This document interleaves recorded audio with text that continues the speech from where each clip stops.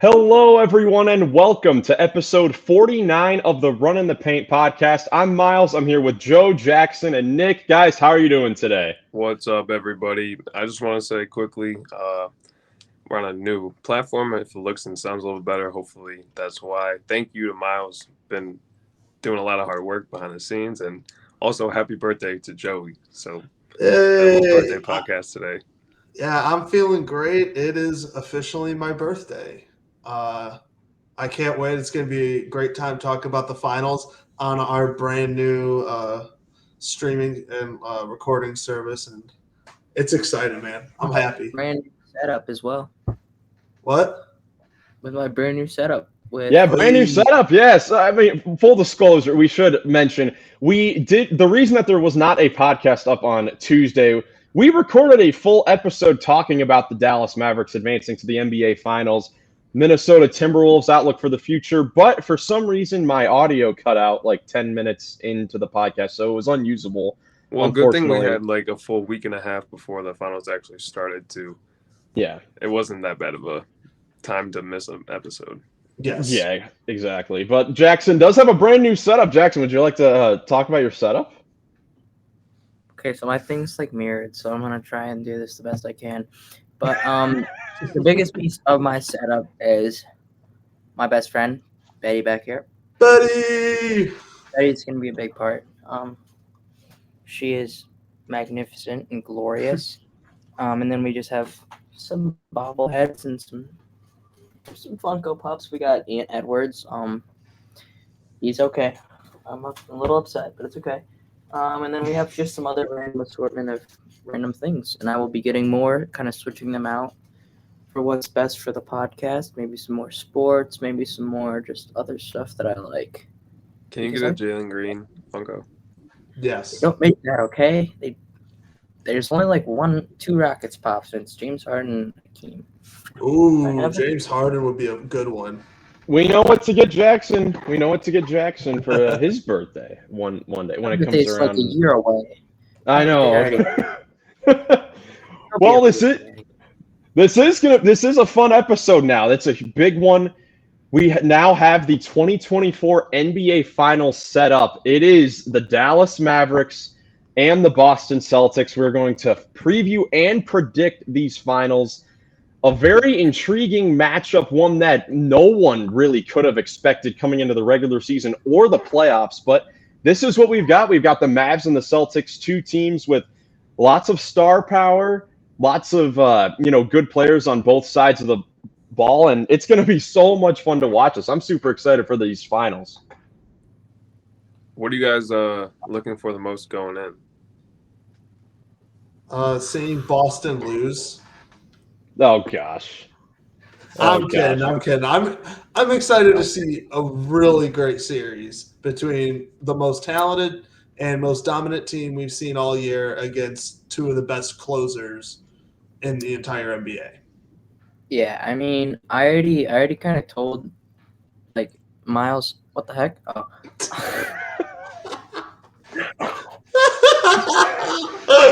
Part of the new software. We have to put Jackson in the spotlight.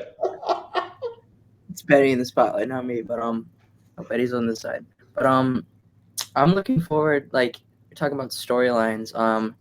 KP against the Mavericks again, and then KYRIE against Boston, but also it's the Dwight Powell revenge series. yeah, that's right. Dwight Powell. It is a revenge. It's a revenge series for a lot of players on both teams. When you look at, you mentioned KYRIE and PORZINGNIS. The Dwight Powell Bowl, the Grant Williams Bowl. He's been on Dwight Powell. Grant Williams. I can't believe he's played on both of these teams within the last year, and they make the finals immediately. I feel bad. It reminds me of a Cavs legend, Anderson Varejao, where 2015 the Cavs, he gets injured. He was one of many players that got injured in 2015. The Cavs lose the finals. The next year he gets traded, bought out. He goes to the Warriors, lose the championship to the Cavs, and then the next year gets waived midway through the season when the Warriors would have won the championship. He's in that vein. thing that was good for Andy that year was he would have won a ring either way. Yeah, that is true. He played on both finals teams the same year. One of only 2 players to do that. Poor Grant was traded from each of these We're teams. talking about Grant. Like, the Hornets aren't going to win the finals in 2 or 3 years. They will once they trade him. They're going to trade him, and then they're going to make it. That is the secret. That could be one of the secrets. That actually, Man. dude, that reminds me. So I was telling Joey and Nick before we started. So I went back and did some research to find this really funny stat. I saw something on Twitter that was it was some guy that was like, man, maybe the key to winning a championship is just getting a Washington Wizards player, because you've got Gafford on the Mavericks now, Porzingis on the Celtics. The starting front court for the Wizards last year they're now key parts to NBA Finals teams. But the last few years, KCP, Kuzma, of course, just players that were on the Wizards. And I went and looked back over the last 10 years. The last 10 champions have had a Brooklyn net on their team, and here they all are. This is just a funny stat. Shout out to Damian James. That's ridiculous, man. What is this? Are they really the GFF? This is incredible. Let me It's answer crazy. this. Look, 3 of them are the same guy, True. and half of them are irrelevant. Dudley. That is a fact. But no, that was just something funny. I was like, who's Irrelevant. That's a list of Real. GFF players, like minus Sean Livingston. Like, actually, That's the reason they're the GFF, though, because none of them did well on that team. Brooke Lopez, all-time leading scorer in Nets history. Shout out Brooke Lopez. Shout out Brooke Lopez. He's literally had a better career in Milwaukee, and he's the all-time leading scorer for a Yeah, literally. That is very, very true. Question is answered. They are the GFF. Chill on these teams. Chill on the GFF, will ya? Come on. Yeah, but anyways, let's get into these finals. We talked about the storylines a little bit. Just great matchups all across the board here. What are your guys' biggest X factors for this series on both sides? Nick, we'll start with you. What did I say? Oh, I don't know. I got mine. Probably how well Luka and Kyrie can play. I mean, if they can keep up the tempo that we saw from them in the conference finals against really solid defensive front court, right? Or back Numero uno defensive team in the league. Oh, Dallas. But I think I'm just saying between the specific matchups with Luka and Kyrie on Derek White and Drew Holiday. Yeah, I think this is probably the best defensive backcourt they'll have to deal with, because it's probably the best defensive backcourt in the league. I mean, Oh, absolutely. Drew, I don't know. I mean, I think Drew's good, but I think Derek White is honestly a tougher matchup. I think they'll probably put him on Luka if I had to guess, because he's a little taller than Drew, isn't he? Or are they like the same height? I mean, I think that they'll throw like both of them on those guys. They'll switch it up throughout the game. It says that Holiday and White are both listed at 6'4", so. well, isn't the argument that they already beat Lou Dort, who's 6'4" as well, and Jalen Williams and Shea, and like they kind of already very true with a good backcourt. And they just beat Ant and Jaden McDaniels.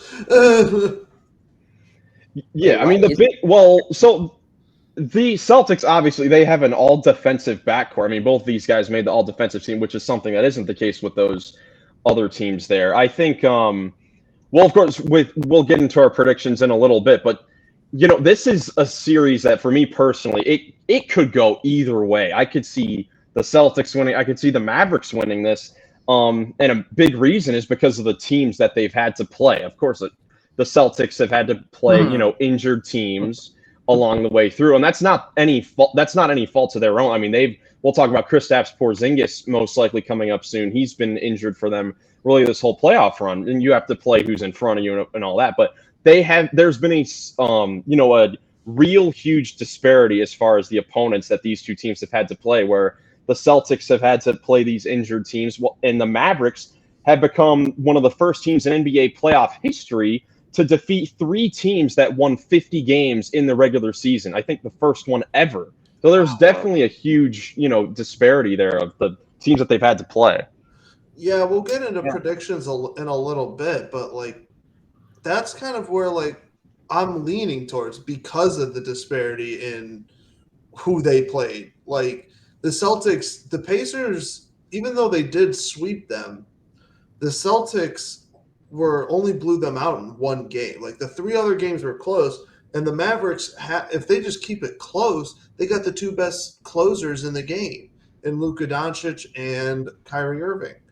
So if you're talking about an X factor, it's got, for at least Boston, it's got to be on Tatum and Brown, because they're going to need Tatum. I know sometimes, especially in the regular season, a lot of fans have questioned him in the fourth quarter, and this is his time to really step up and go toe-to-toe with Luka Doncic and Kyrie.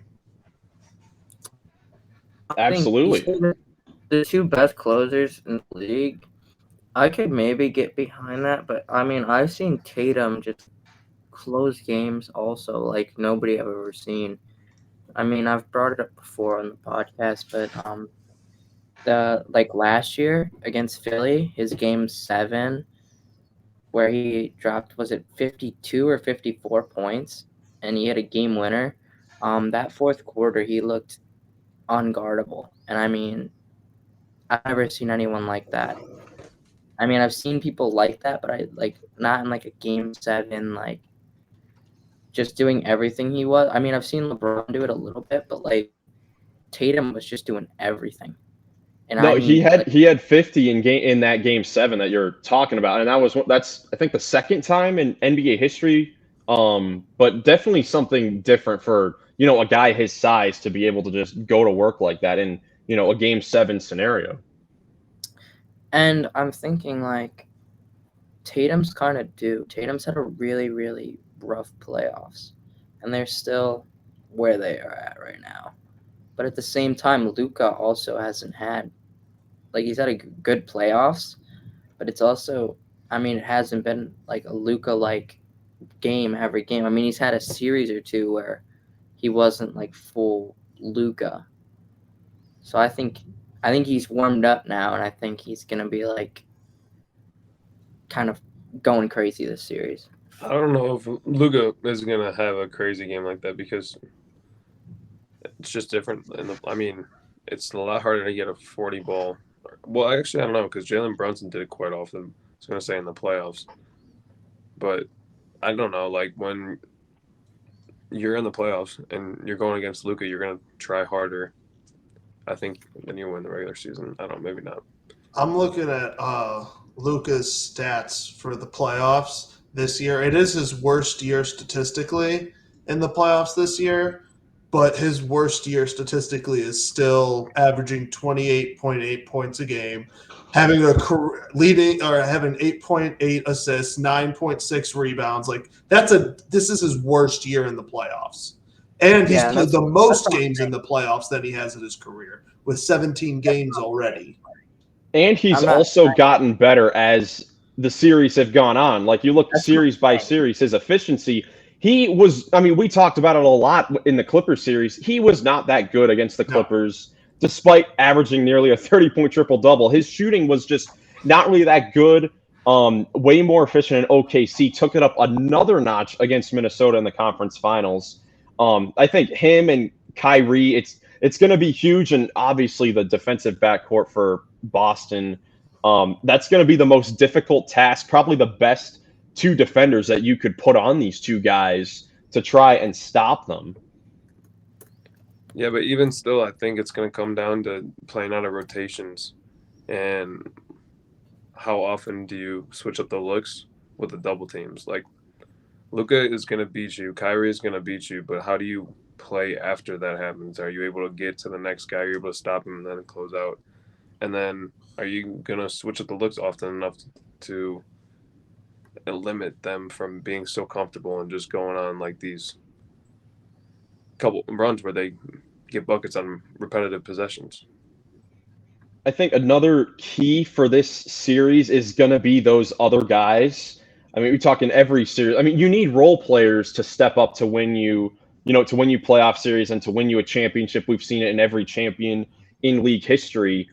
And the Boston Celtics, they just have so many players that can beat you. And I wonder how the Mavericks are going to go about trying to defend all these guys, because Tatum and Brown, they've been very, very good in these playoffs. Jaylen Brown specifically, he was, the conference finals MVP against Indiana, was incredible against the Cavs in the second round. And, you have Drew Holiday, Derek White, and Porzingis, who, most likely is going to return in time for game one of this series.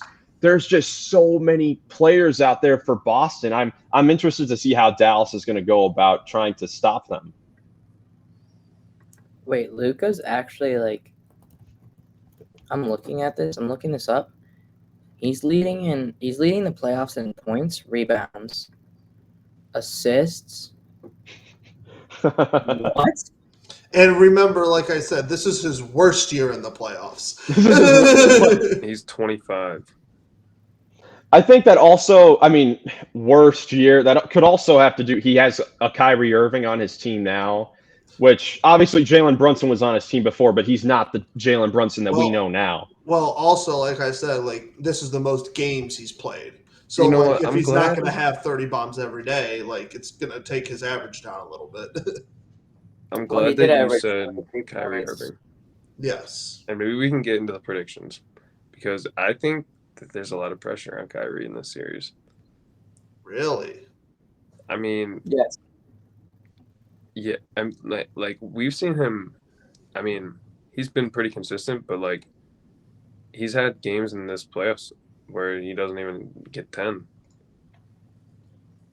Yeah, specifically in halves. I mean, we've talked the whole playoffs. I'm going to go try to find his. And if he just goes cold during the first two games in Boston and they go down 2-0, that would not be good. I mean, to me, it's not even that. It's the pressure comes with, Porzingnis doesn't have pressure with how he left Dallas, because he didn't necessarily leave Dallas on a bad note. But Kyrie, the way he left, they traded him too. They traded him. They traded him. Yeah, this is the finals. But Kyrie, those Boston fans are brutal, and Kyrie, the way he left them after saying that he was gonna stay, I think that just adds more pressure to him. Well, he also said the same thing about Cleveland to a little kid. And Brooklyn. And Brooklyn. He says it everywhere he goes. He's said that everywhere. Yeah, but Boston fans don't forget anything. Oh, no. Boston fans are going to be a whole nother side of ruthless. If Boston wants, another X factor, I guess, for them is that home crowd, they need to get both wins at home. Something that is kind of odd about both of these teams is these are two teams that have been playing better on the road than at home. When you look at their records, Dallas is 7-2 on the road, and the Celtics are 6-0 on the road. Both these teams just play better on the road than at home. And with the Kyrie Irving factor in there, obviously, if Dallas is going to win this series, they need him to play very, very well. They need him to play at his best. They need Luka to play at his best. And that goes for the Celtics too. In order for either of these teams to win, their best players need to play at their best, and then they need other guys to step up. But with Kyrie, he's played some playoff series in Boston or against the Celtics after leaving them when he was with the Nets, and he's put up some crazy big games against them. Not all of them coming in wins, but he's performed well against Boston since leaving there. I don't think that. At this point of his career, go ahead, Nick. How many of those games were in the finals? None of them in the first round. They were all in the first round when Boston just finals swarmed Kevin Durant. I remember that series all the time. That was the series they were doubling Kevin Durant, right? And he just couldn't do anything. Yeah, that was he's got mentioning that. mentioning that this is the finals, I mean, Kyrie Irving is one of the few players in this series that has played in multiple finals. This is his 4th NBA finals. Like this is not going to be a guy that's going to fold under pressure because it's the finals. If he has bad games, it'll be because of the defense. I'm just saying, not because it's the finals in Boston. Like that's, I don't know. I just think there's a lot of pressure on him, and he's had Like I said, bad performances recently. That's all. Do we? Yeah, I mean, I see what you're saying. It's just I don't. I think it's more so that the Celtics would. The Celtics should receive credit if they, if Luka or Kyrie don't have great games. It shouldn't be because it's the finals. Well, let me put it this way: if the Mavericks lose this series, it's because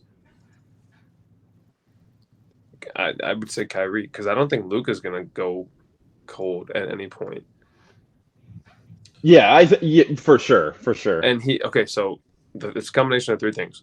It's the finals in Boston, and the Mavericks are going to be very dependent, like you said, on Kyrie playing very good. Very good. Yeah, no, go ahead, Jackson. I think they actually have an advantage in this series, and one thing that's very, very important, and we've seen it kind of screw over other teams, but it's their rebounding. I think the Mavericks are gonna out-rebound the Celtics by a lot this series, or at least I could see them doing it, because if Daniel Gafford and Lively get really physical, they're just gonna be dominating the boards, and I think Derek Jones Jr. he can get up there and grab boards easily too. Luka's a great rebounder for a guard. I think Dallas has the advantage there. Not saying like Drew is the worst rebounder and neither is Derek White, but I think Dallas just has the better rebounders that can make a bigger impact. Yeah, I think you're probably on the right track with that. I don't know if I totally agree with you, because I think that, I sat in this lobby with y'all and was told that Jaylen Brown and Jason Tatum are great rebounders.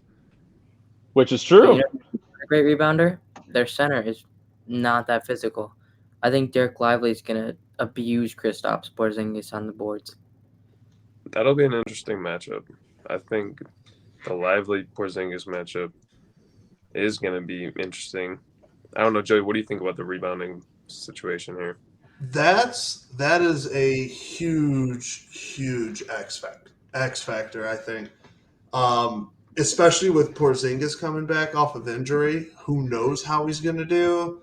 And honestly, Derek Lively and Daniel Gafford have been playing absolutely fantastic, especially the last series for Derek Lively.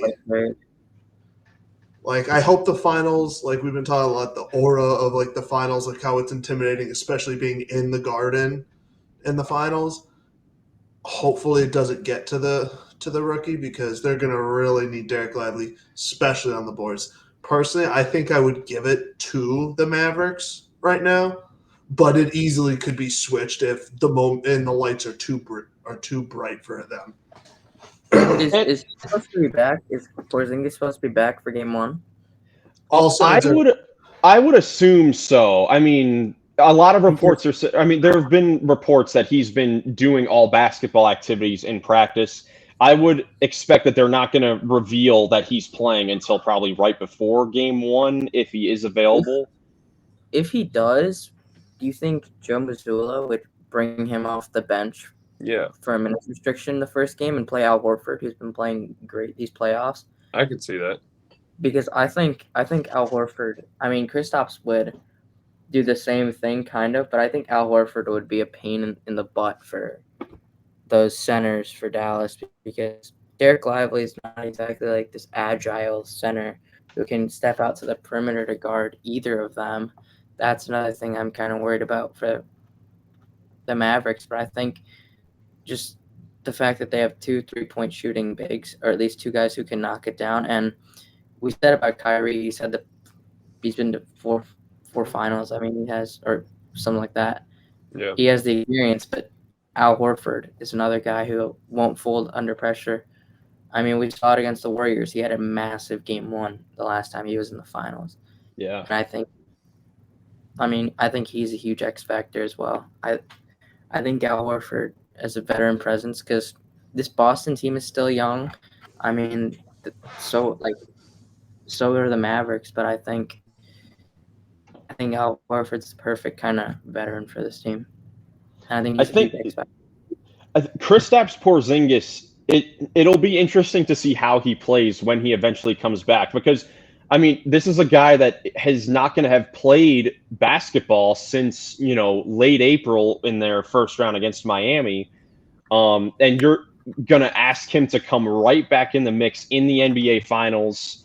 There is a big possibility that he could be rusty, but I think even if he is, rusty and not working at 100% coming in, I think the fact that the Celtics are now going to be able to have five spacers on the floor at all times, that's going to be huge. There's going to be so much room for the Celtics to operate with Tatum and Brown going to work against the Mavericks defenders, which, I mean, Derek Jones and PJ Washington, they've been, very solid in these playoffs, but we'll see if that can, go up a notch going up against guys like Tatum and Brown. Yeah, I mean, for sure. The Mavericks only played Lively and Gafford one at a time, right? Yes. Mm-hmm. So theoretically, Boston should be able to match that. They should. Do we want to get into predictions here? Let's get into predictions here. So the predictions, we'll throw them up on here. We are split. Nick and I have got the Celtics in 6. Joey and Jackson are believers in the Mavs. Jackson has got them in 6. Joey, Mavs in 7. And like I said, this is a super tough, difficult series to really predict. You could see it going either way. There are probably, 3 or 4 candidates that could win Finals MVP in this series. It's just, it's going to be so much fun to watch, the games unfold. And here is the schedule for the Finals. Starting game 1 on Thursday, all the games on ABC. We will be podcasting after each game and releasing them the next morning. So late. Let's go. Here is, and yes, game 1 on Thursday, Mavericks and Celtics. Let's talk about game 1 real quickly because I think that game 1 is going to be huge in this series. The Celtics, like we've talked about, not playing, the greatest opponents so far. I've even gone back and looked at their game log because they were, resting guys to prepare for the playoffs at the end of the regular season. They really have not had their full lineup play against another healthy, playoff caliber team since March 30th.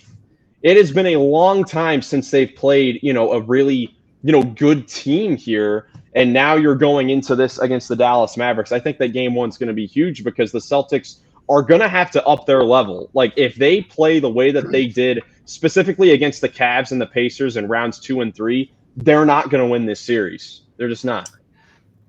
Yeah, and I mean, that's just our bold predictions for game 1. I think just looking at what I said the Mavs are going to prove that they are a fluke and that I think their defense is going to come out strong, and I think they're going to hold the Celtics to under 100 points. My bold prediction was Jaylen Brown to go for 50. Ooh. Wow. Oh, what? Wow. Bold. Yeah, that is definitely a bold prediction. I don't even know the last time a player scored 50 in the Finals. Oh, LeBron when he scored a 51 in 2018. That's probably the last 50-point game we saw in the Finals. You think Jaylen Brown is 2018 LeBron James? No, that's not. That's Maybe what Nick's saying. Game. Maybe for one game. Oh, look, you could 50 points, Jaylen Brown. If they get that, that's going to be huge. No question about it. The got five under score 100 spacers, Miles, The like guy you that said. scored 70. Let's not predict the guy that scored 70 plus in a game this year to score 50. Slovenian. Joey, what is your bold prediction for game one if you have one? Yeah, no, game one, I'm with you. Incredibly important. Even though I have the Mavs winning in this series in 7 games, I do think I have Boston winning game one, and they're going to try to set the tone. I don't think it works for the whole series long, but I think game one, the crowd goes crazy, and I think Jaylen Brown and Tatum both score 35-plus points. Ooh. Okay. Not the 50 bomb, but both of those guys have like a LeBron James and Kyrie-esque game in the finals where they both just completely go off. See, how is that bold? Because they do that all the time. No, Luka and Kyrie do that. Luka and Kyrie do that. Yeah, Jason Tatum and Brown are different. I think it's more Luka scores 50, Kyrie scores 20, right? That's how they get to 70. That's how they get to 70. Oh, so my bold prediction, I think that like you guys were saying about the Mavericks' inexperience in the front court, having Derek Lively, a rookie, be asked to do a lot. Daniel Gafford. I think that their front court combined we'll say Jones, Washington, Gafford, and Lively, they're going to all combine to score less than 20 points. The four of them. It's because Luka will be at 100. That's because Luka will be at 100. Scores 100. Oh, man. Say if they hold that whole front court to under 20 points combined, that's a recipe for success. Because Minnesota, even though they have they have the best two big men in Gobert and Cat last series, Lively went off. Lively didn't miss a field goal. I think that honestly the Celtics will beat them in game one by a lot, and then we'll go from there. I think that it will be a back and forth series. I think I do have a split the first two somehow, some way. Yeah, I agree. I think it'll be a split. I think Boston loses one at home. I agree. I have a hard time betting against the Mavericks at this point because, I mean, they've beat really good teams to get here. And I think they're more ready for the finals. Who do you they haven't beat the Celtics. They beat the number one defensive team in the league. I think. Look, yeah, like I said, they've played 3 good 50-win teams on their way to this finals appearance. It is one of the more impressive finals runs we've seen. The Celtics, with all due respect, have played 3 injury-riddled teams to get here. I mean, it's like I'm not taking anything away from them because they are the 1 seed. They deserve an easier shot. But they haven't played anyone, especially not a team that's this hungry to win like the Mavericks. I mean, I think Dallas is going to come out, play the best defense that we've seen them play all year. And like I said, hold them to under 100. You think the Mavericks are going to come out like they did against Minnesota, where they just Minnesota's still riding high off of to make it to the conference finals, and then Mavericks just sucker punch them and just take it right to them? Exactly, because I don't think you cannot guard Jaylen Brown right now. Hey, look, Jaylen Brown, this is probably the best stretch of his career, could we say? Arguably won the best Eastern Conference Finals MVP, yeah.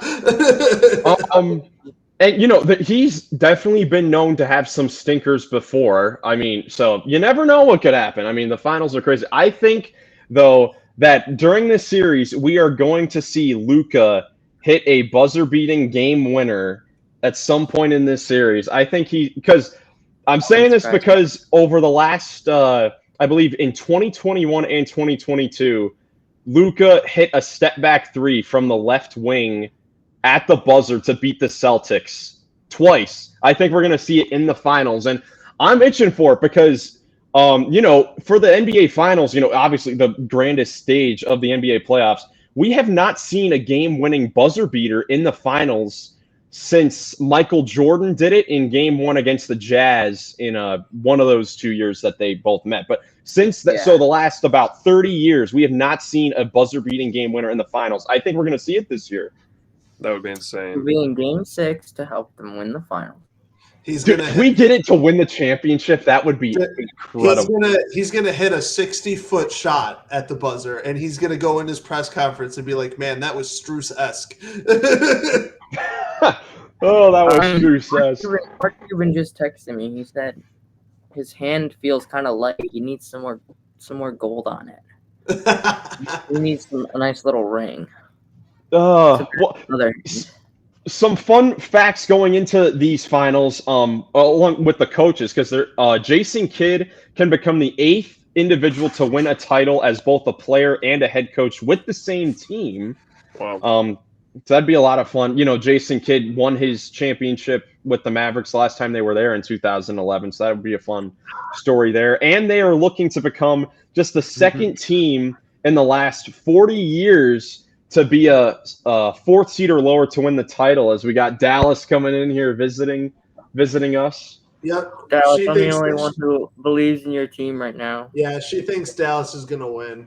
She knows. Oh, yeah. Me too. Thank you, brother. And that for the Celtics, Joe Mazzulla, the youngest head coach to make the NBA Finals since 1969, when Bill Russell was a player coach at 35 years old. Oh my goodness. That's another thing. I feel like Dallas has the coaching advantage, at least for the finals, because J-Kid's been there, done that. I mean, he's as a player, never as a coach, but I mean as a player. I mean, it's funny because we talk about the Celtics being we can all agree that the Celtics are favored in the series. Number 1 seed, dominant players, best record in the entire NBA. Yeah, as they should. They're super calm and collected the way they play, and they just get it done. But even though we're talking about the run by the Mavericks, speaking about the coaching, Goglin, they have the finals experience. They have all the finals experience. Outside of like Drew Holiday, but Kyrie matches that, and he's been to more. Yeah. Jason Kidd, the one who's leading them all, has been there and done that. Yeah, we'll see if experience can trump the talent, really, because I mean, we could kind of say that about these two teams. Yeah. So excited to watch. We will be back on Friday to recap Game 1 of the finals. Party on Thursday. Yes, potentially in person. We are going to try to do an in-person podcast after the game. So we'll see how that goes. I'm super excited to try and see how that goes. But now that we are in the finals, I thought that it would be fun to kind of look back at these 2024 playoffs and answer some questions about the playoffs so far. Now that we're almost over, we're almost in the off season. Because it has certainly been a fun playoffs, an unpredictable one. You know, of course, the Mavericks making the finals. You know, just it's been so much fun to watch. You know, to see everything play out. So, my first question to you guys: what has been your favorite game of the playoffs up to this point? I mean, I guess I can answer first. Yeah, Jackson, go ahead. I mean, I haven't watched much of the playoffs, but just because A, I hate the team he played, and B, he's probably my favorite non-team player, or one of my favorite non-team players that doesn't play for my favorite team. I have Jalen Brunson dropping 40 on the Sixers.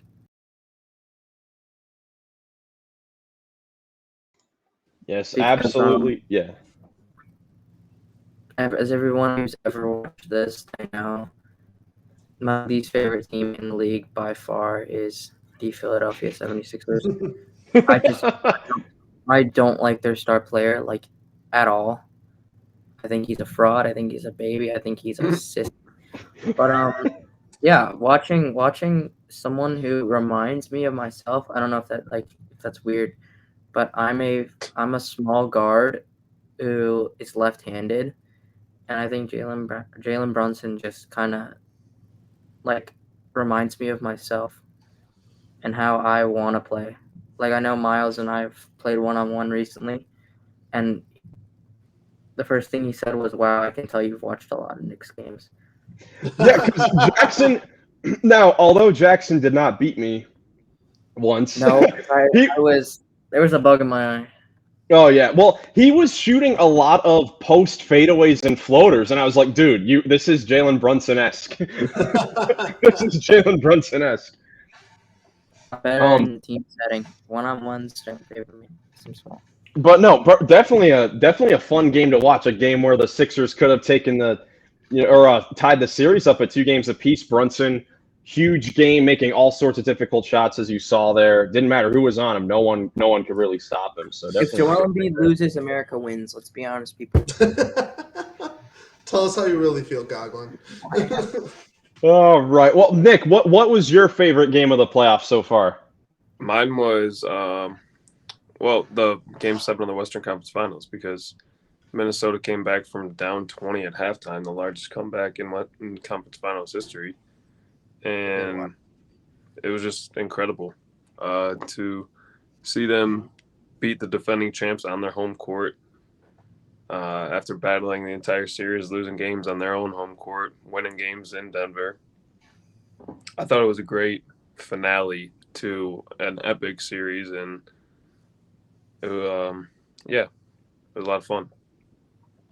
I agree with that. I mean, I almost had that up there. Just I did. I like watching some people lose more than others. I did have that as my favorite game. That whole series was so much fun, from the Luka Doncic game, step back threes, but Minnesota coming back, and you think they're going to do it, but man, that was super fun. Yeah, those were a lot of fun games. Jackson and I were watching we're watching Game 7 of Timberwolves Nuggets together, and he was going crazy when they came back. It was awesome to watch.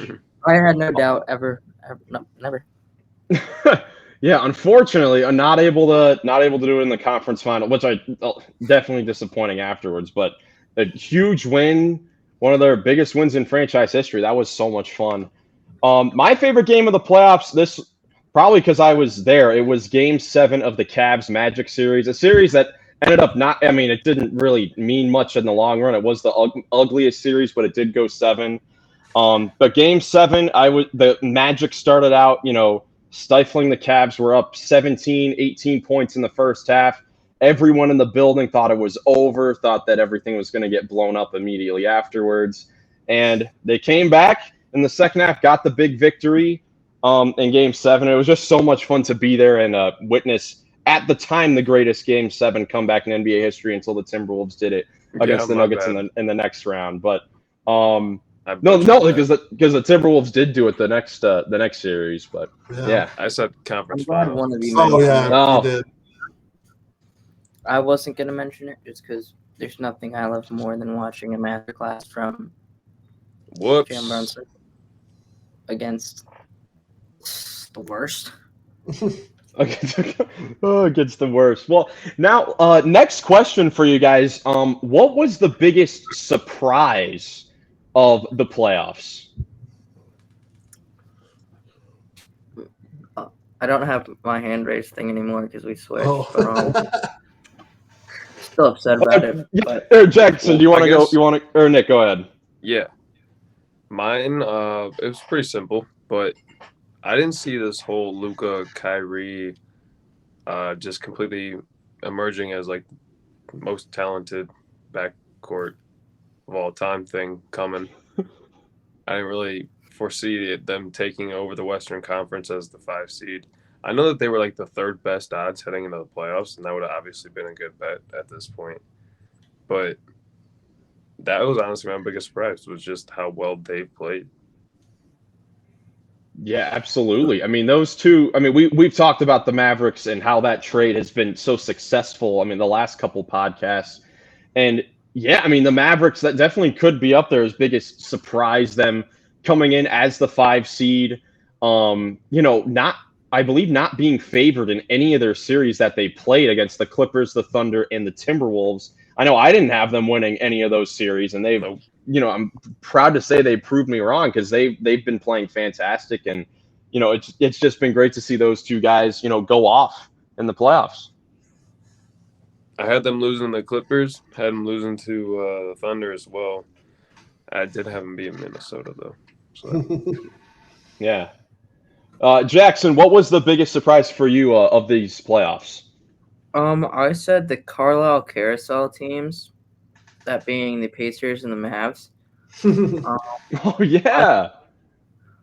Just both of these teams. I mean, the Pacers, like just as much as the Mavs. I mean, they came in as what, a 6 seed? Yeah, the 6th seed.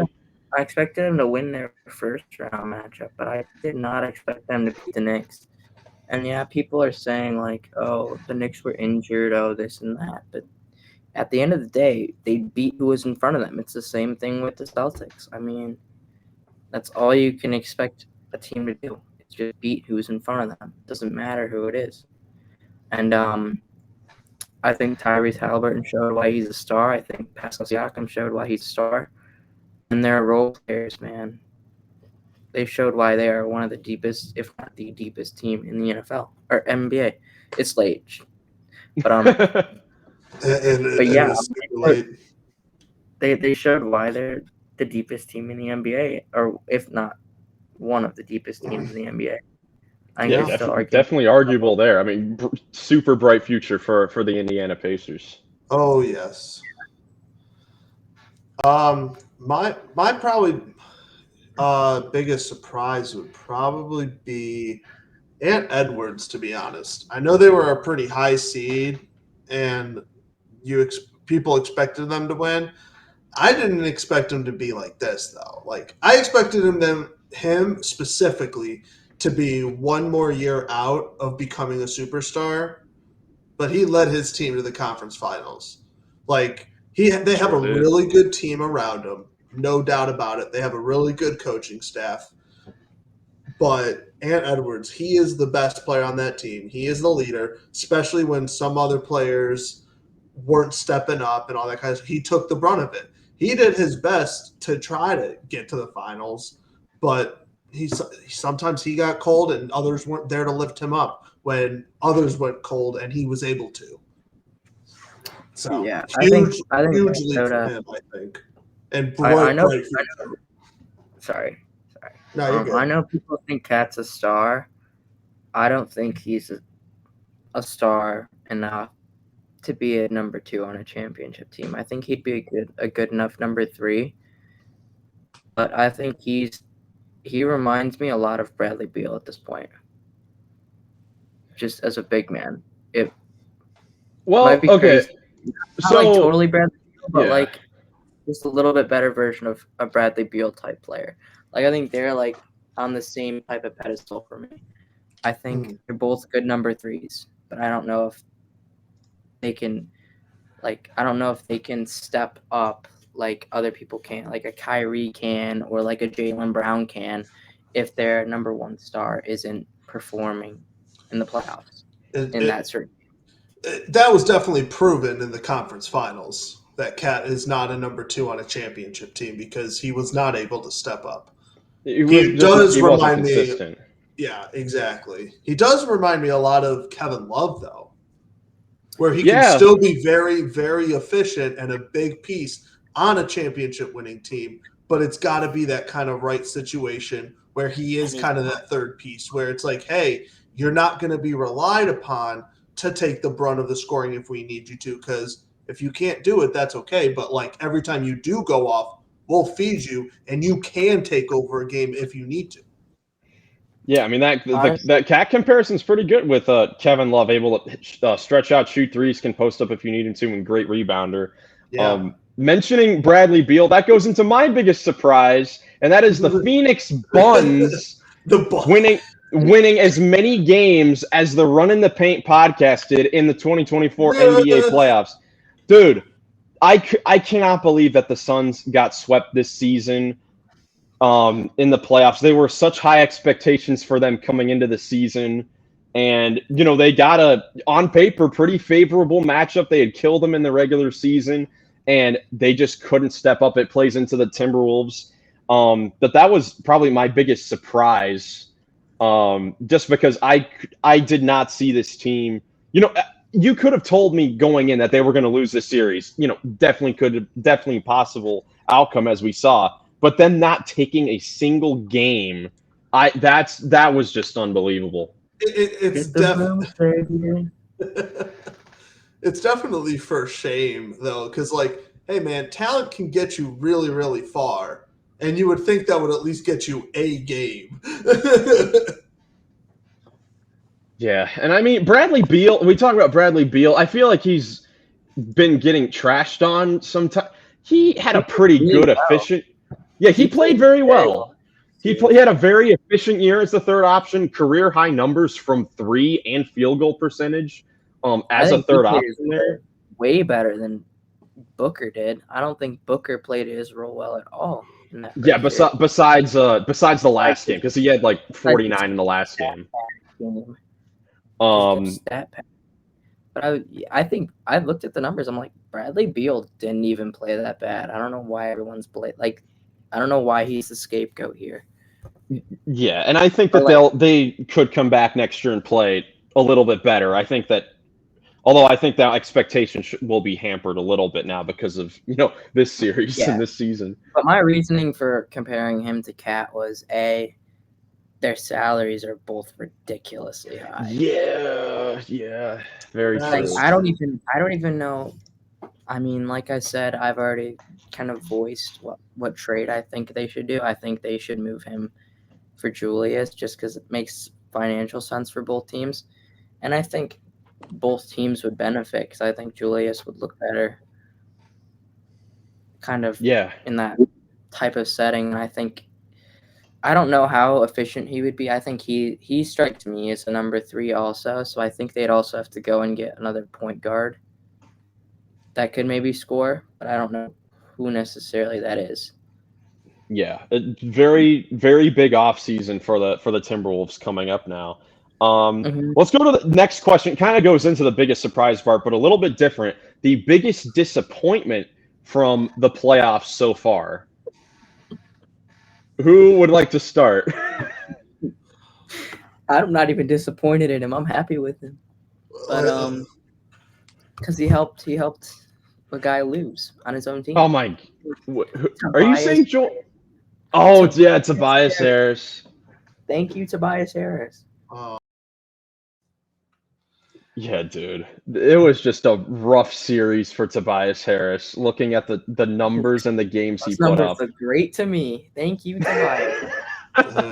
30 minutes and only 9 points a game is just 36. Yeah, and you look at the scoring decrease. He scored 8 less points per game in the playoffs than the regular season. Do you know who else did that in a playoff series? Joel Embiid last year. Well, I mean, Joel, when you average 35 points per game, that's kind of. He went from 32 down to 22. So he's the worst. But Tobias is a close second. But yeah, tough for Tobias. It really is crazy. So in the regular season, he played 2 less minutes and averaged 8 more points and took 5 more shots in 2 less minutes than the playoffs. Those 2 minutes turned into Michael Porter Jr.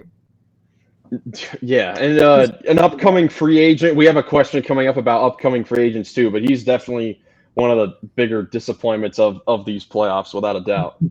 My biggest disappointment was, ironically, the Cleveland Cavaliers.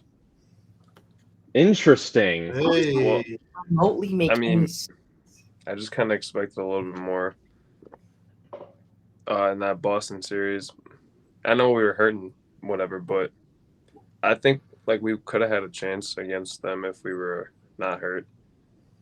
So is it more on the fact that they were injured, or just the way that they played? Because I thought that they played very well when they played really well when Donovan was out. They played one good game against Boston and 2 against Orlando.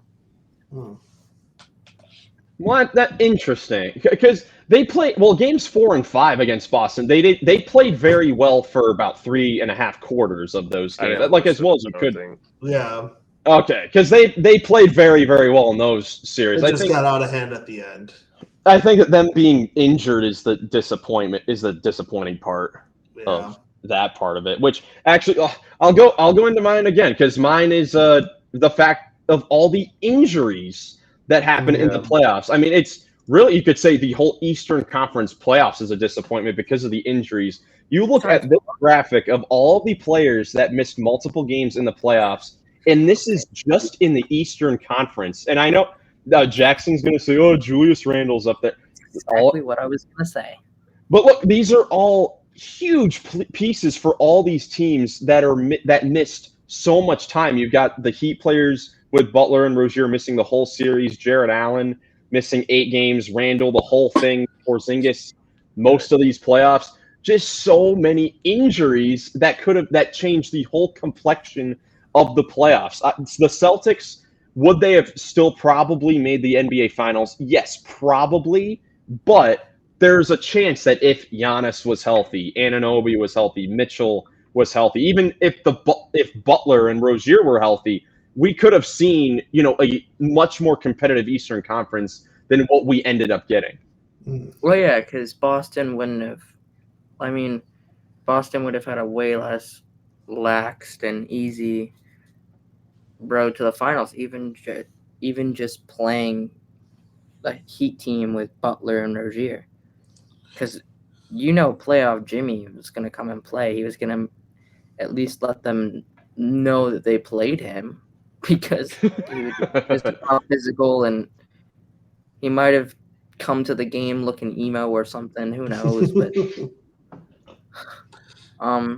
yeah, I think, and who knows? We would have seen the Bucks versus Indy probably if you get a healthy Giannis.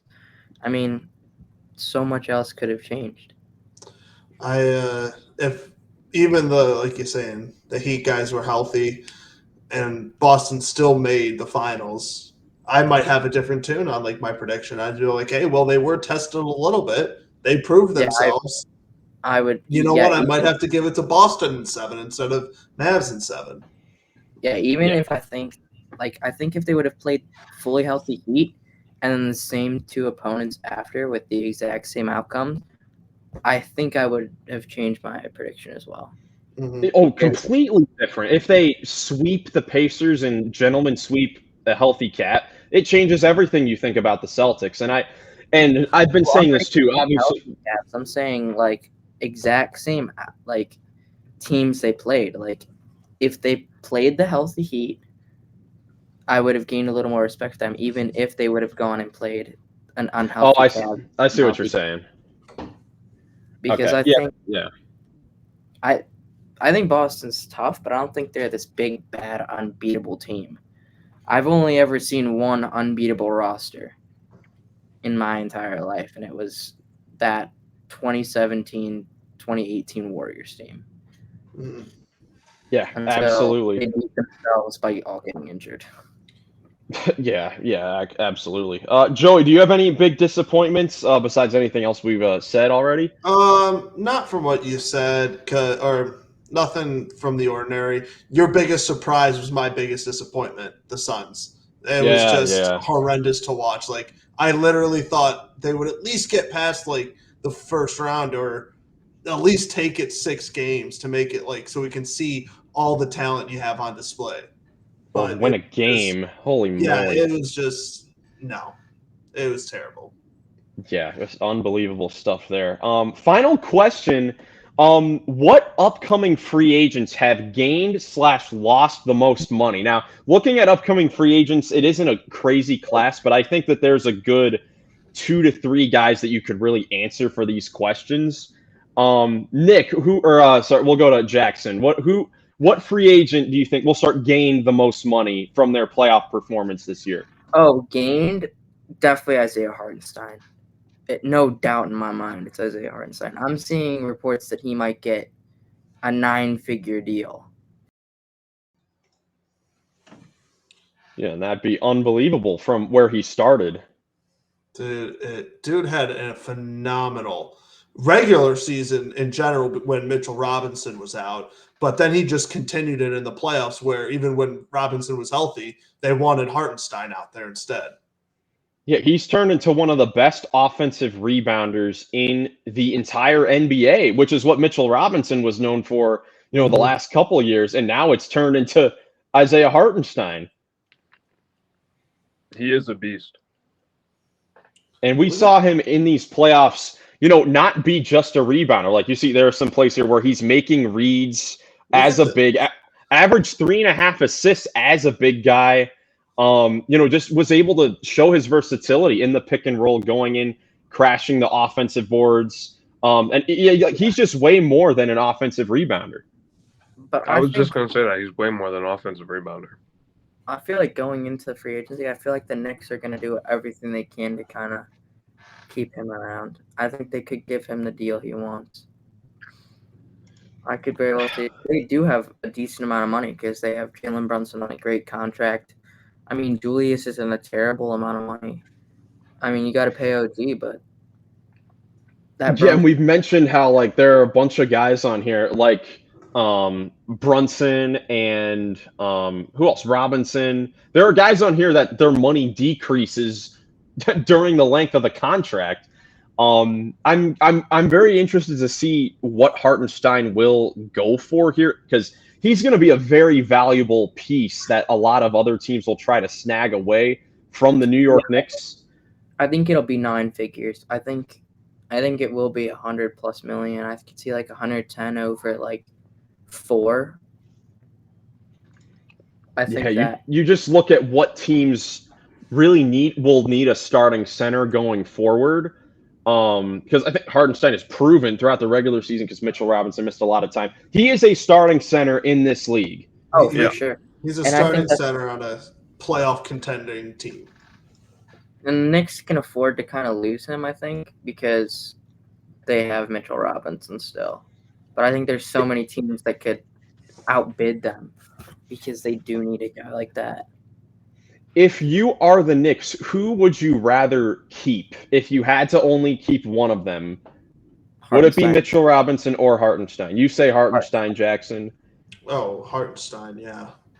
Yeah, I'd probably say that as well. And it's great to see from Hartenstein as well, because this is a guy that, through the first 4 or 5 years of his career, he was just trying to find a home, a place in the league. Started out with the Houston Rockets. They were trying to use him, in that D'Antoni system as a stretch big. Eventually had to go when the Rockets made their roster everyone 6'7" or less. Remember that time? That was crazy. Then going to the Denver Nuggets, was able to learn some playmaking skills under Jokic as his backup center. Eventually came over to our Cleveland Cavaliers, was able to show what he could do for a little bit in getting an opportunity, getting minutes. Yeah, I liked him when he was here, but at the time we had Mobley, Allen, Love, Mark, there wasn't a chance for him to play. Here, yeah. Hartenstein is literally what everyone thought Miles Plumlee was going to be. Yes. At this point, that's accurate. Yeah. He's the LeBron of Miles Plumlee's. LeBron of Miles Plumlee's. Oh, that's definitely. But yeah, Hartenstein, great playoffs, great regular season. Who's another guy that, Nick, we'll go to you. Who's a free agent that you think gained the most money from their performance in the playoffs? My guy was Derrick Jones Jr. He's just been really consistently impacting games in the playoffs for the Mavericks. I mean, he's their go-to guy to guard bigger guards and bigger wings who are a team's number one option. I think that's huge. And he's an athletic freak. I mean, he's got bunnies. He's got rocket ships in his shoes. Yeah, like when coming into the league, I believe as an undrafted player, coming in with the Suns and the Heat. I mean, he was known as just doing stuff like that, dunking. Just an insane dunker. When Aaron Gordon dunked over Taco, that's literally all he was known for. That's right, but now you look with the Mavericks here, he's been asked to do a lot more. He's become a spot-up three-point shooter in the corner, the go-to perimeter defender on the opposing team's best perimeter player. And he's been awesome. Like in the playoffs, he's shooting 39.5% from three. When coming into this season, he was shooting his career 3-point percentage was 30.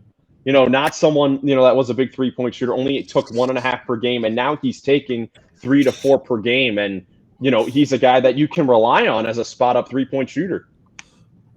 We talked about our finals predictions and X factors and all that kind of stuff early, and when we talk about other guys, this is exactly who you need to step up. And so far in these playoffs, he definitely has.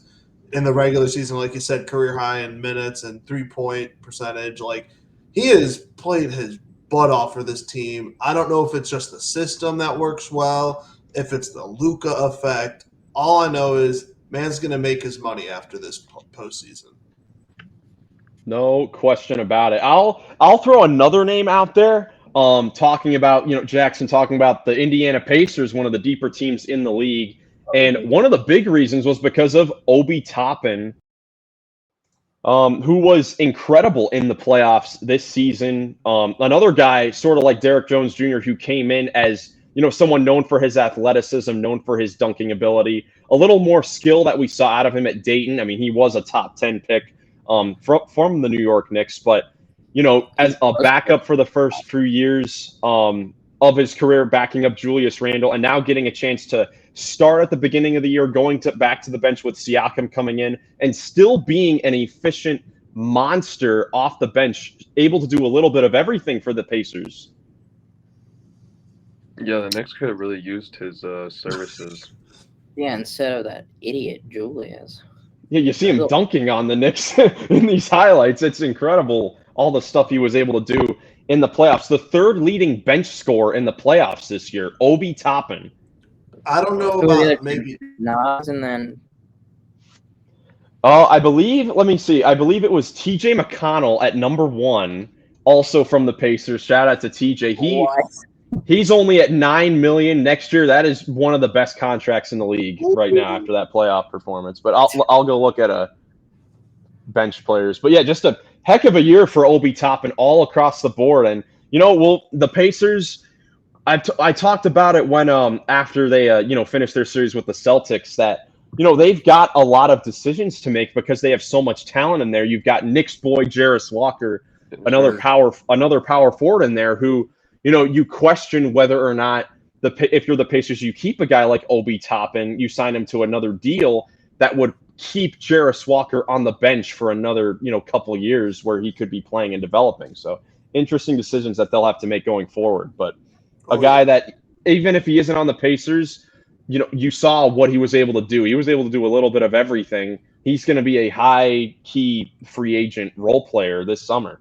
As a GM that's looking for a team, how to build a team to compete in the playoffs, Obi Toppin is a perfect 6th, 7th, 8th man, because when you shorten the rotation down to 8 men in the playoffs, he's going to come off the bench. He's going to get your points. He's going to do a little bit of everything. He's just a spark plug when you put him in.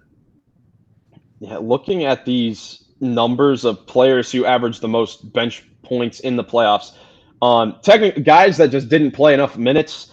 Alec Burks from the Knicks because he didn't really play until the second round. Then Norman Powell for the Clippers from the first round. But then it's McConnell, it's Naz Reid, it's Obi Toppin as your top 3 bench players scoring-wise in the playoffs. And Obi Toppin doing this 54% from the field, 36 from 3, 4 boards in just 20 minutes per game. Every time he and TJ checked into games for the Pacers, it was even more run and gun than it was before. Like, they were throwing up shots like 18 seconds left on the shot clock, and they were all high-quality shots because they were just pushing the ball, running the floor. It just worked perfectly for the Pacers. Dude, they made me so mad. when they couldn't miss a shot in a Game 7 against the Knicks. I said, you guys literally just a short white Sean Livingston. Sure. It's so Dude, this- dumb. This is going to be the most Sean Livingston is mentioned in an episode, in a podcast episode this season. Right. Looking the other way, upcoming free agents who have lost the most money this summer from their performance. There's 3 answers. Well, we already talked about a big one in one of the biggest disappointments in Tobias Harris, who is entered his final year. He finished his final year of a max. I remember when he signed that max. They picked him over Jimmy Butler. That was such a big mistake, and I'm sorry. Man should be looking for the veterans minimum, or he's going to play in China. That's insane. It's not like he even had a bad regular season. He might have to start touring with the Muppets at this point. Oh, brother. But Jackson, who's another name of a guy who's lost a lot of money from the? Well, there's two. I have one obvious and one kind of not obvious. I'm gonna say the non-obvious, and I think it's Caleb Martin. Interesting. Because I think coming into this playoffs with Jimmy Butler and Rozier out, I think Caleb Martin, after his playoffs last year, was kind of expected to like step up, and I just don't think he played that good. I think it was still like I was expecting him to kind of average like 20 plus in this series, or at least like 17 plus like he did last year, because he averaged like 16 or 17 last year.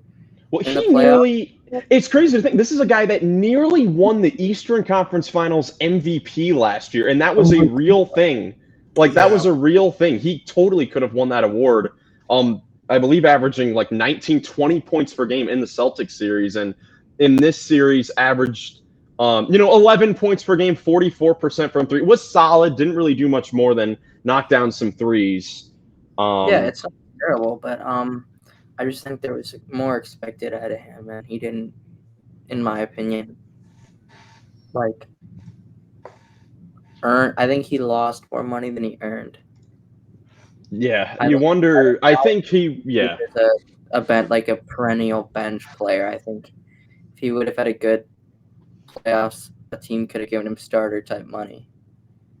You could have seen him get a Max Strus or Gabe Vincent opportunity somewhere. More so, Max Strus, a starting wing position for maybe if he 13 well to 15.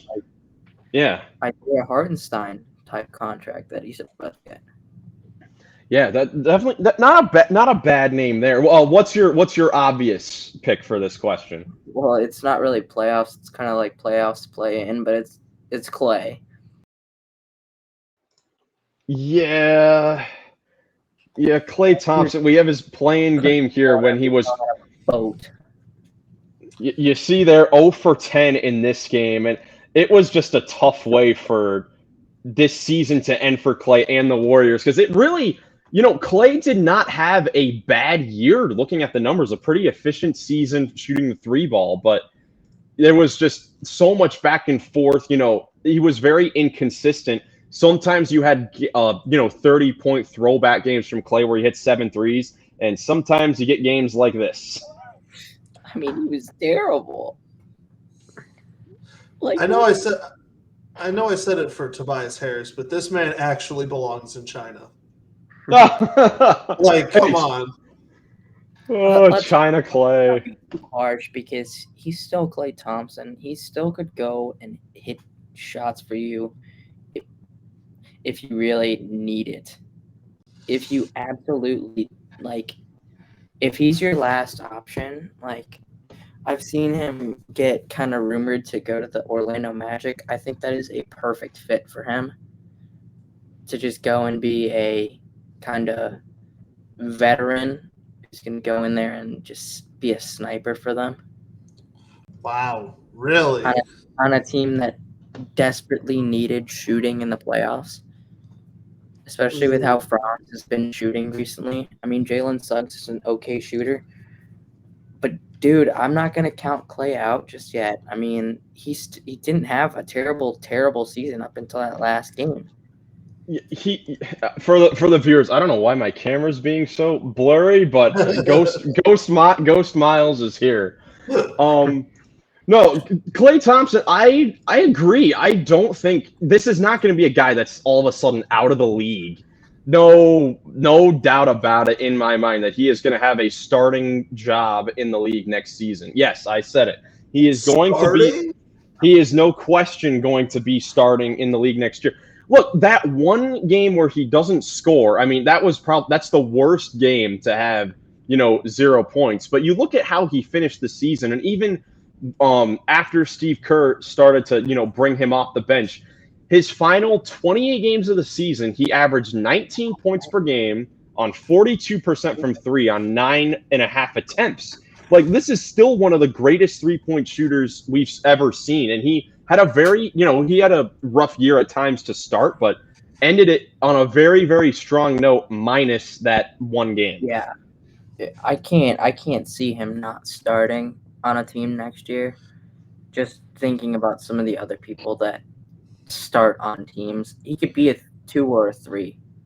Unless he does want to take a major pay cut to go try and win a championship somewhere else. But what you said about the Orlando Magic, I think that they are definitely going to be in the market for a guy like Klay or Buddy Hield, who could have also been in this conversation, I think or Malik Monk. Or if he's willing to take that pay cut, I could see a team like the Lakers maybe making a run at him if they do. They're always in the rumor mill for Klay.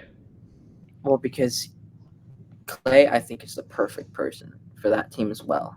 Well, perfect player to play with LeBron. Well, they need shooting, and who better than Klay Thompson? He won that game, but that boy can still shoot the rock. I don't know, man. I think if Klay really wants to capitalize on his marketability, he should pull a Stephon Marbury and go to China and just become an absolute legend, make millions and millions of yen, like just go crazy. We've already seen China Klay. We've already seen China Klay. I mean, look, Klay, I think he's still going to – I mean, he's not going to – I mean, what would we say his market value was heading into this postseason? Like 20 million probably? I think he could still be in the market to receive 15 to 20 million on a shorter deal. He's not going to get a 3 to 4 year deal unless it is a legacy thing with the Golden State Warriors. But I could see him getting. I could see him getting Dylan Brooks money, just over a shorter period of time. Yeah, potentially. So there was some playoff questions. We still have the finals going on, but I just thought that those were some fun questions to really recap the playoffs, because it has been a very fun playoffs.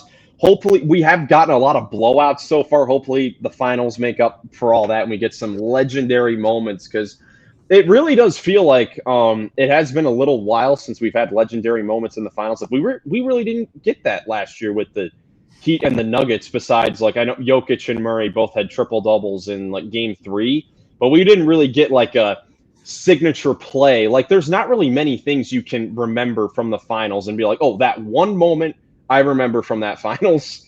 Like, there's nothing really crazy there. That's true. I'm hoping it's a really good finals. I truly think it will be. Storylines alone, but these two teams have been playing fantastic. They've been the two best teams this playoffs. Just got to give it to them. Now, before we get out of here, I know we've been going on for a little while. We got to go over some quick news headlines with the Sacramento Kings deciding to extend head coach Mike Brown for 3 years, about $26 million, some more with potential bonuses that could be in play. In the episode that we didn't release, we talked about it when the Kings and Mike Brown were kind of standing off. They were going back and forth with contract offers, and we were all just like, dude, this is the best head coach you've had. This is the most success you've had in 20 years. Keep the guy. And they did it. They did. So, not much there. Smart. Joey, when did you all of a sudden start liking Mike Brown? What's going on? What are you talking? I'm saying it was a smart decision by Sam. They had, like Miles said, this is the most success they've had. Like, And I don't know, I man. I don't know know, what but you're you're talking like, about. Mike Brown is like my favorite head coach in the league. Like he's been the best consistently throughout the entire NBA season. Hey, look, change of hearts can happen. Hey, change of hearts can happen, even if it takes like 14 years after the guy. you know what? It could take the next 80 years of my life, and I will never love Joel Embiid as a player. Oh, that. Not gonna happen. Other news. Some news about Detroit basketball with the Pistons hiring Trajan Langdon to be their new general manager. They have dismissed Troy Weaver after 4 years of losing, rough draft picks, and more losing. Trajan Langdon was the Pelicans GM working alongside David Griffin for, I guess, the whole 5 years of Zion Williamson's career. He and David Griffin took over after they traded, or right before they made the big Anthony Davis trade. So he now goes over to Detroit to try to turn that young team around there. Yeah, definitely a good pickup for Detroit. Big fans of David Griffin here in Cleveland. He was the GM when we won the championship. Made those ballsy moves, and anyone who learns under him, Pelicans have been pretty solid playoff contenders for the last couple of years too. So, hey, he's gonna be better than what you had, Detroit. He's been at the very least, he is very good at drafting players, because Yes. from what I've looked at, I mean, when you see the talent that he's gotten with the Pelicans, drafting Zion, obviously number one, that's a no-brainer.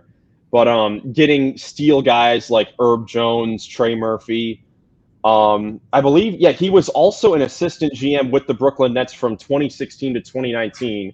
The GFF, you got to talk about it again. But during his tenure, he selected Jared Allen and Karis LeVert in the 20s. Okay. Those are good. Those are good first round picks. Those are good picks. Good first round picks along with those guys. So hopefully we can start to see some turnaround with the Pistons, because they've been a rough watch the last couple of seasons. But speaking with the Pelicans, final bit of news. This involving the upcoming NBA draft. The Pelicans deferring their 17th overall pick to the Los Angeles Lakers. So the Pelicans will get their pick next season in 2025. But the Lakers will get the 17th pick. This all stemming all the way back from that Anthony Davis trade. Gotta love that full circle thing there. But what do you guys think about that? I know that this is a first round, or a draft, excuse me, that isn't seen to have a lot of talent involved. A lot of people saying that this might be a weak draft class. So do you think that might play a part of the Pelicans deferring this pick? Yeah, and I think they're maybe seeing it as LeBron might leave. And if LeBron leaves, that pick looks a lot better, because then who knows what's going to happen with Anthony Davis, and never know. But what I'm seeing is, I think Bronny's probably happy he gets to live in LeBron's house for another long while if he would really want. That's the thing. Does this mean that the Lakers are taking Bronny James with their first round pick? Oh, I don't know. Yes. My goodness. Yes. I don't know. I'm definitely on the thinking more with what you were saying, Goglin, about that.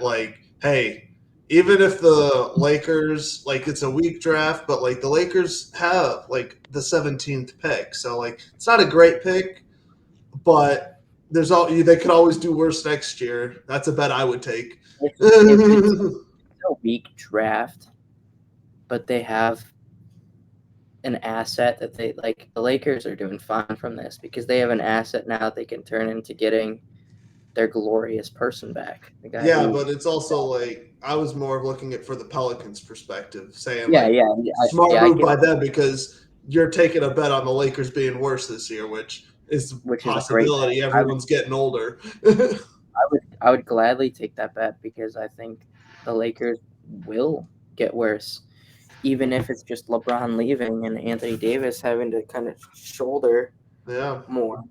But also, I could see AD wanting to leave. I tend to agree with that.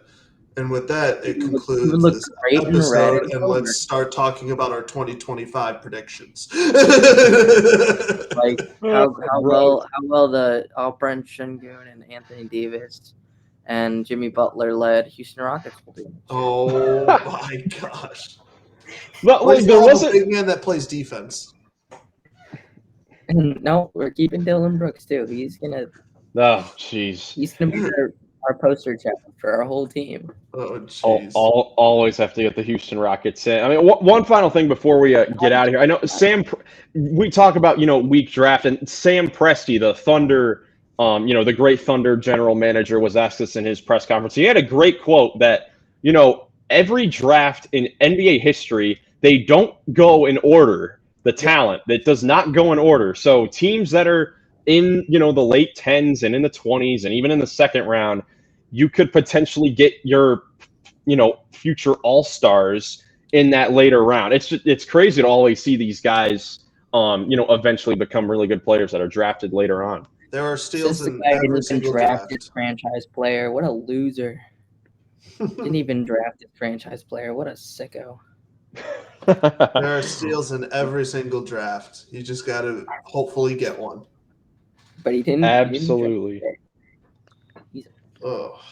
Oh, well, guys, if you enjoyed, leave a comment, leave a like. Tell us your thoughts about the upcoming 2024 NBA Finals. The Mavericks and the Celtics tips off on Thursday night, 8:30 on ABC from Boston. I'm just so looking forward to that game. I hope I'm wrong and that it isn't a blowout and that the Mavericks front court gets held under 20 points combined, but maybe that's in play. Thank you guys so much for watching. If you guys enjoyed, again, leave a like, subscribe for more NBA Finals content. Hope you have a great rest of your day, and we will catch you in the next one. Peace. Peace.